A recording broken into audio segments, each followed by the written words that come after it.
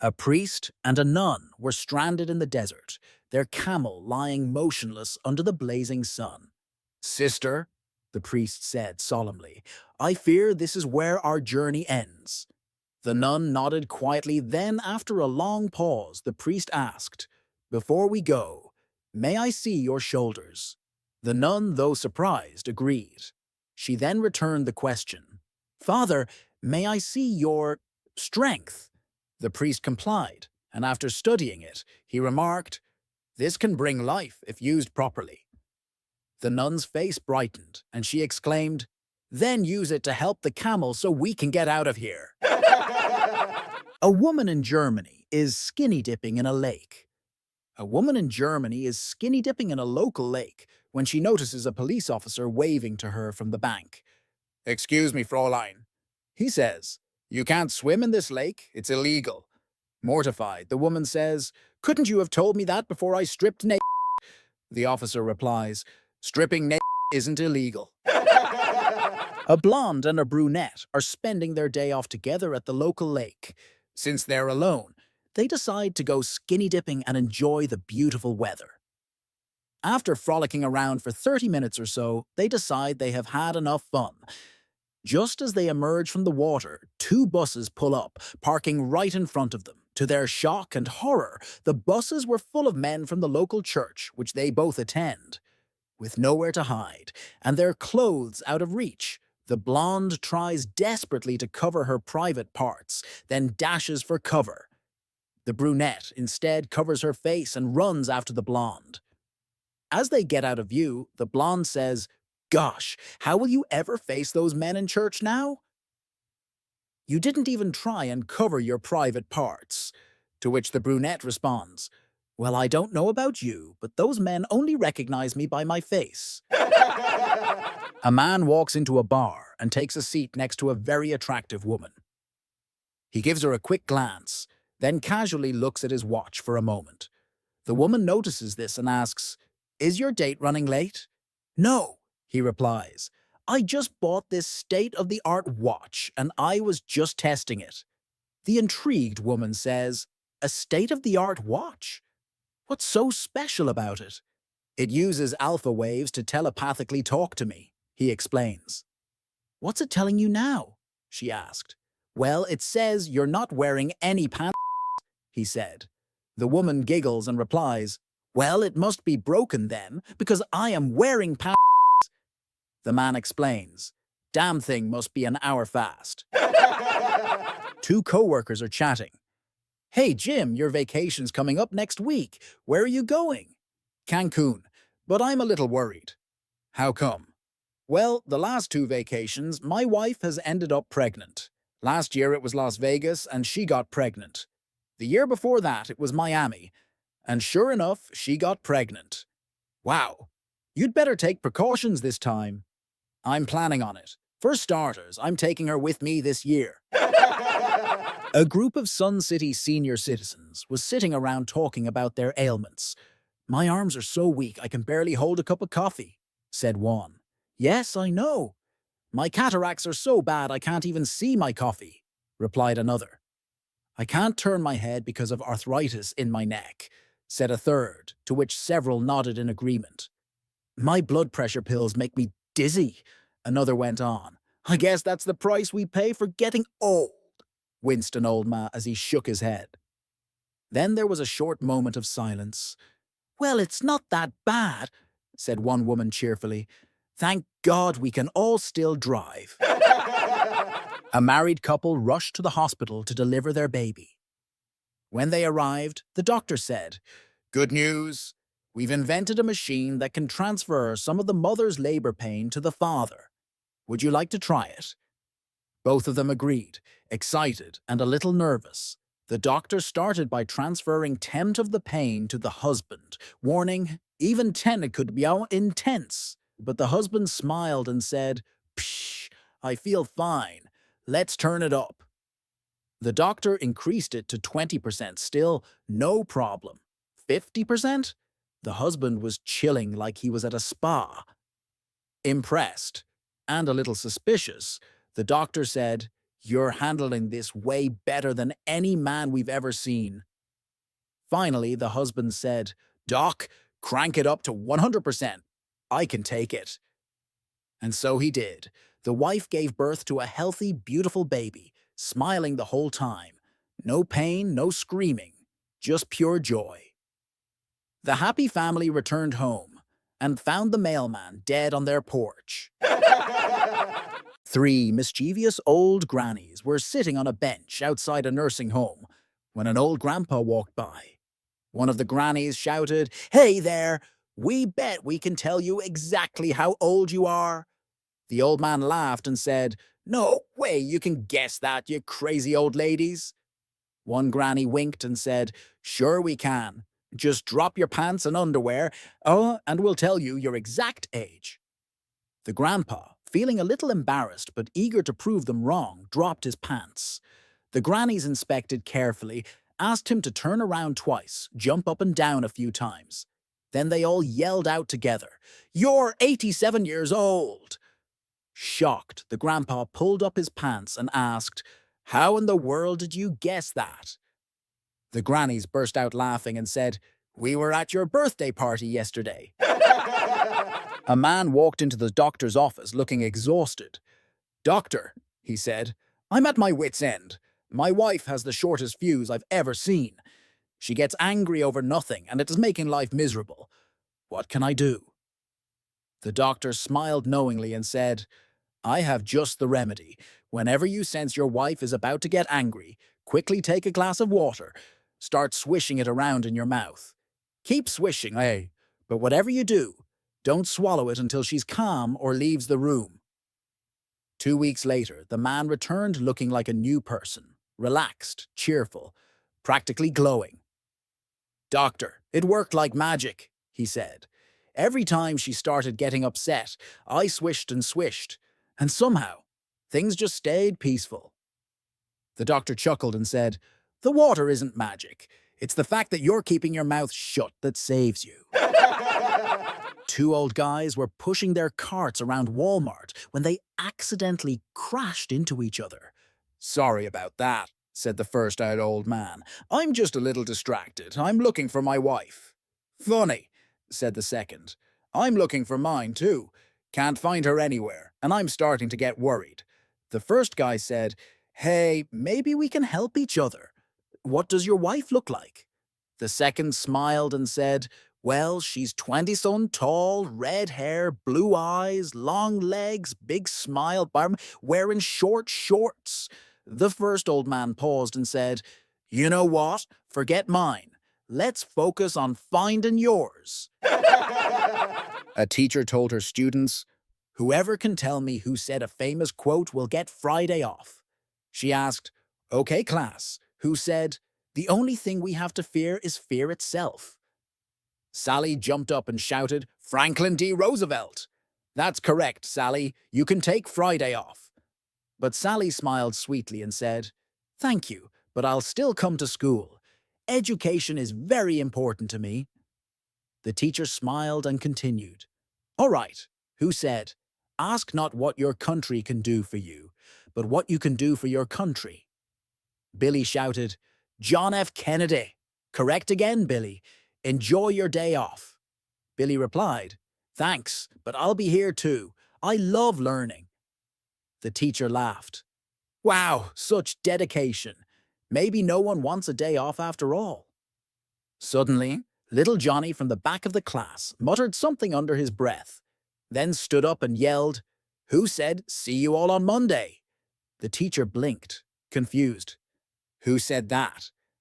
Johnny grinned and shouted, Me! See you Monday. Every morning, like clockwork, a sweet old lady would hop on her usual bus, rain or shine, always the same one. But one morning, disaster. Her regular bus broke down, panicking only slightly. She was still a queen, after all. She climbed aboard a different bus. And that's where fate stepped in. The new bus had a young conductor with a smile so bright he could have been cast in a toothpaste commercial. He helped her up gently, found her the comfiest seat, and treated her like royalty. The next day, guess who the old lady was waiting for? Yep, her new bus buddy. As she got off, she handed him a little packet of treats, almonds and cashews, and toddled off with a mischievous grin. The conductor, a bit confused but touched, accepted the gift. The next day, more nuts. The day after that, even more nuts. By day 6, he was basically 20% almond by body weight. Finally, by day 7, curiosity won. Laughing, he asked, "Ma'am, you're so sweet giving me these every day, but why don't you eat them yourself?" The old lady leaned in, winked and sobbed, "Oh, darling, I just sucked the chocolate off and can't chew the nuts anymore." The look on his face. He had basically been eating her chocolate leftovers all week.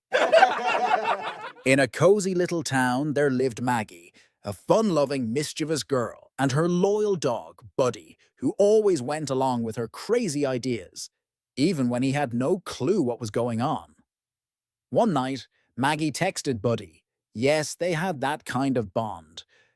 "Hey, darling, sneak over to the house at 10 p.m. after my parents are asleep. I've got a surprise for you." Buddy, loyal as ever, agreed, though he had no idea what he was getting into. At exactly 10 p.m., Buddy showed up at the back door. "Come inside, sweetheart," Maggie whispered. "I'm here," Buddy replied, tail wagging, but super confused. "Okay, now shut the door behind you," she giggled. Buddy shrugged and pushed it closed with his nose. "Now close all the windows," Maggie said, trying not to laugh. "Why are we doing this?" Buddy wondered, but he obeyed. "Turn off the lights, too," she added. By now, Buddy was totally lost, but he flicked the switch off with his paw.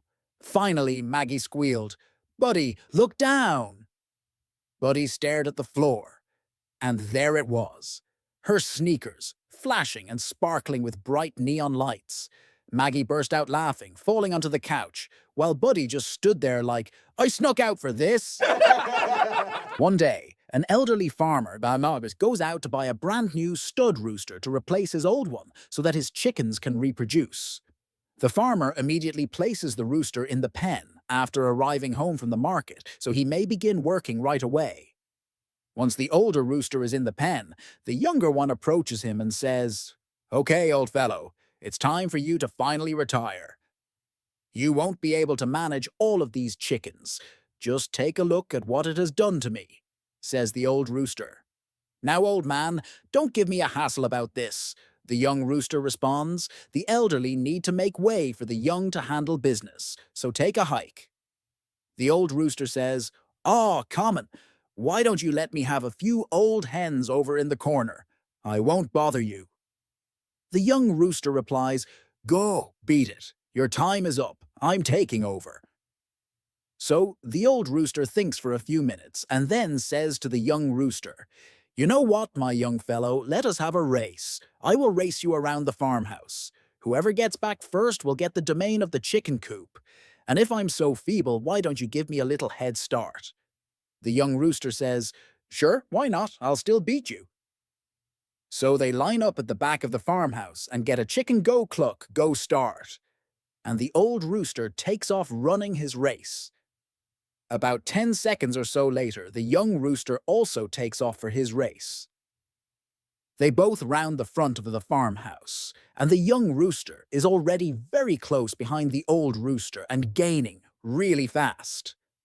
At that point, the farmer, sitting on his porch, looks up, sees what's going on, grabs his shotgun and boom! He shoots the young rooster dead in his tracks.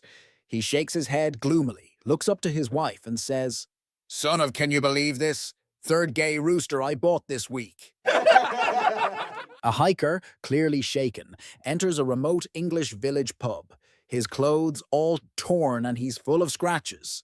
"You won't believe this," he says to the bartender. "I was attacked by a leopard." "Really?" "Yes, a leopard. In England." The hiker sits down and orders the strongest liquor they've got. "I tried to run, but it was, of course, much faster than me." The hiker gets his glass, empties it, and asks for another. It sent me to the ground with a mighty push from its paws, but weirdly enough, it then just gave me a really sad look and left. Ah, you met Father Andrews, the bartender says, matter-of-factly. What do you mean? Asks the tourist, confused. Father Andrews was our priest, a truly kind-hearted man, loved by all. His only goal in life was to serve his congregation as well as he could. So when he one day found a lamp with a genie, his very first wish was to be a loving shepherd to the community. That's nice. Absolutely, if only he hadn't been so prone to spoonerisms. At her 80-year-old checkup, Mrs. Smith's new doctor was reviewing her medications and stopped dead in his tracks when he saw her prescription for birth control pills. Mrs. Smith, he said, eyes wide, you do realize these are birth control pills. Oh yes, doctor, she replied with a smile. They really help me sleep at night. The young doctor was confused. Mrs. Smith, there's nothing in those pills that would help you sleep. She patted his knee. Oh dear, I understand, but trust me, they definitely help me sleep at night. She leaned in closer, lowered her voice, and added, You see, every morning, I grind one up and mix it into the glass of orange juice that my 16-year-old granddaughter drinks. Two ladies of leisure were cruising around town one sunny afternoon, proudly displaying a sign on top of their car that read, Two fun-loving friends, $50. Naturally, a police officer noticed the sign and pulled them over. He gave them a stern look and said, Ladies, you're going to need to take that sign down, or I'll have to take you downtown.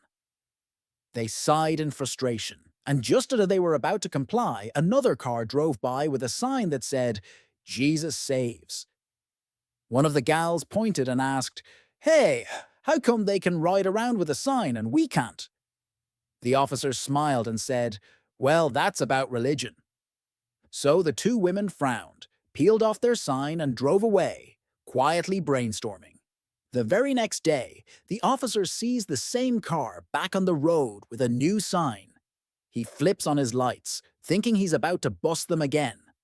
But as he gets closer, he reads, Two fallen angels seeking Peter, $50. The officer laughed so hard he forgot why he pulled them over in the first place.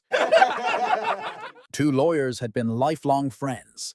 They were partners and shared everything, including their hot-blooded secretary.